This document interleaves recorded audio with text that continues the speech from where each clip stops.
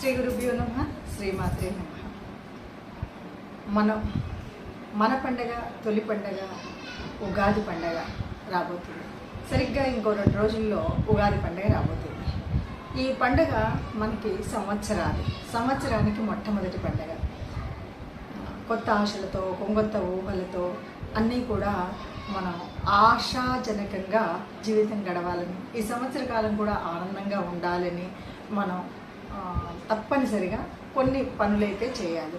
దీనికి ముందుగా మరి పండగ చేసుకోవాలి అంటే హిందువుగా పుట్టినటువంటి మనకి ఎంతవరకు ఈ హిందువుగా ఉన్నవాళ్ళం తొలి పండగ ఉగాది పండగ ఏం చేసుకోవాలి, ఎట్లా చేసుకోవాలి, ఇవి కూడా మనకు తెలియాలి. తప్పనిసరిగా ఈ వస్తువులు మనం సేకరించుకొని పెట్టుకోవాలి.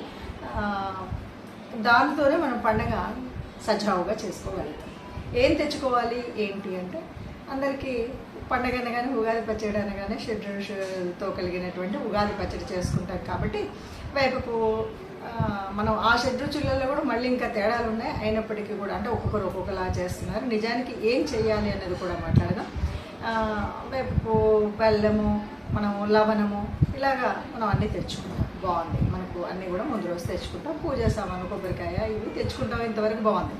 కానీ ఒక హిందువుగా మన గృహం ఉండాలి అంటే తప్పనిసరిగా కొన్ని పనులు అయితే చేయాలి. ఉగాది అనగానే మనం చేయవలసినటువంటి కొన్ని పనులు అంటే, నక్షత్ర కదలికను బట్టి మనకు వచ్చేటువంటి పండగ, ప్రకృతి మారుతున్నప్పుడు వచ్చినటువంటి పండగ. ఈ పండగ మొట్టమొదటి పండగ.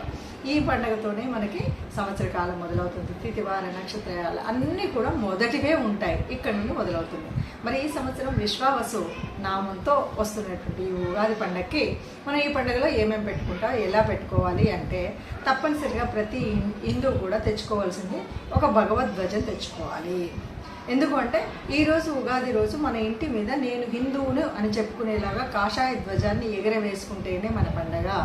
ఎందుకు ఈ గుర్తు అంటే, తప్పనిసరిగా హిందువునని గర్వించడం కోసమైనా, హిందువునని చెప్పడం కోసమైనా ఇంటి మీద భగవద్ధ్వజం ఎగరాల్సిందే. అప్పుడే మనము మన తొలి పండుగను చేసుకున్నట్టు. చక్కగా ఇల్లు వాకిలి అన్నీ సర్దుకుంటాం, అందరం చేసుకుంటాం. ఇల్లు వాకిలి గడపలు అన్నీ చేసుకుంటాం.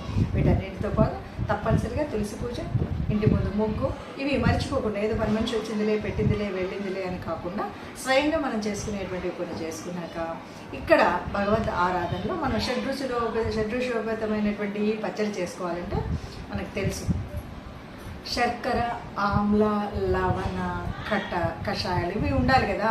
వీటిని ఏం చేస్తున్నారంటే, చాలామంది పచ్చడి అనగానే కొంతమంది అందులో అరటి పళ్ళ ముక్కలు కలపడం, కొబ్బరి ముక్కలు కలపడం, ఏదో చేదు లేకుండా చేసుకోవడం కాదు. జీవిత సత్యాన్ని చెప్పినటువంటి ఈ పచ్చడిలో తప్పకుండా వేప పువ్వు ఉండవలసిందే, కొత్త చింతపండు ఉండవలసిందే. లవణము అంటే సముద్రం నుండి తెచ్చిన దొడ్డుప్పు ఉంటుంది కదా, అది మాత్రమే వాడాలి. ఈ 3 మనకు ఉంటే తిక్త కషాయాలు ఉండాలి కదా, చేదు, అందుకని వేప పువ్వు వేస్తాం. కారం, మిరియాలు వేస్తాం, మిరియాలు మాత్రమే వేయాలి. ఒగరు కూడా ఉండాలి. కాబట్టి కొత్త మామిడి కాయను అంటే చెట్టుకు వచ్చినటువంటి మామిడి పిందెల ఒగరు చెక్కు తీయకుండా వాటిని వేస్తాం. ఈ 6 రుచులు మనకి ఏం నేర్పుతున్నాయంటే, జీవితంలో కష్టం, సుఖం, ఆనందం, దుఃఖం అన్నీ ఉంటాయి.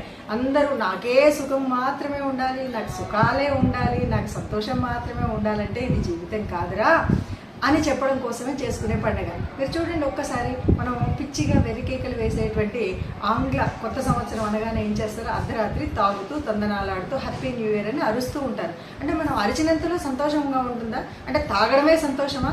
తాగడం తినడం సంతోషమా? జీవితానికి శరీరం ఆరోగ్యంగా ఉండాలంటే తాగితే తింటే ఉంటుందా? కాదు కదా. ఇక్కడ ఆ వెర్రి కేకలలో మనకు కనబడినటువంటి ఉగాది ఏముంది? అక్కడ ఏం కనబడుతుంది? కనీసం ప్రకృతి అయినా మారుతుందా? ఇక్కడ ఉగాదిలో ప్రకృతి మారుతుంది. కొత్త కొత్త చిగుర్లతో ప్రకృతి అంతా ఉంటుంది. లేలేత కొమ్మల మీద ఆ మామిడి పిందెలతో, మామిడి పూలతో ఉన్నటువంటి కోయిలమ్మలు పూస్తూ ప్రకృతిని అంతా రమణీయంగా చేస్తాయి కదా. ఇంత అందమైనటువంటి ప్రకృతి మీకోసం ఉంది అని చెప్తున్నటువంటి ప్రకృతే మనకు ఒక వరం ఇస్తుంది కదా. అందుకని అన్నీ కూడా కొత్త పంటతో మనం ఆ పూజా ద్రవ్యాలుగా ఆ కొత్త పచ్చడిని చేసుకొని, అది కూడా ఏ ఆహారం తినకముందు పూజ చేశాక మొట్టమొదటి అంటే ఆహార స్వీకరణలాగా ఈ నైవేద్యాన్ని కనుక, ఈ ఉగాది పచ్చడిని దేవుడికి సమర్పించి మనం తీసుకుంటే ఇందులో 2 కనబడతాయి. అయ్యా, ఈ ప్రకృతి నుండి వచ్చిన ఏదైనా సరే ముందు నీకు సమర్పించి ఆ తర్వాత మేము ప్రసాదంగా స్వీకరిస్తున్నామని పరమాత్మకు పెట్టడమే కాకుండా, ఈ సంవత్సర కాలం ఇలా కనుక పచ్చడి చేసుకొని తిన్నట్టయితే శరీరం వజ్రంలాగా తయారవుతుందట. అంటే ఆరోగ్యంగా ఉంటుంది. అంటే పొద్దున్నే లేచి బెడ్ కాఫీ తాగి తర్వాత పూజ చేసేటప్పుడు తీసుకుంటే దీని ఫలితం ఉండదు.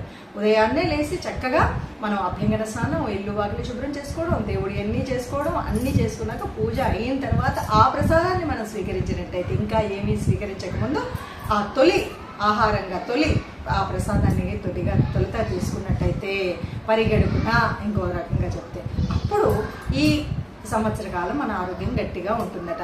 మరి ఇంత గొప్పనైనటువంటి శాస్త్రం, తెలిసినటువంటి శాస్త్రంలో ఉన్నటువంటి శాస్త్రాన్నే మనం పాటించాలి. ఉగాది అంటే ఉగాదిలాగే చేసుకోవాలి. చక్కగా తెలుగింటి ఆడపిల్లల్లాగా ఇంటి ఆడపిల్లలందరూ కనీసం ఉగాది పండుగ రోజు చక్కటి వస్త్రాలు కొనిపెట్టండి.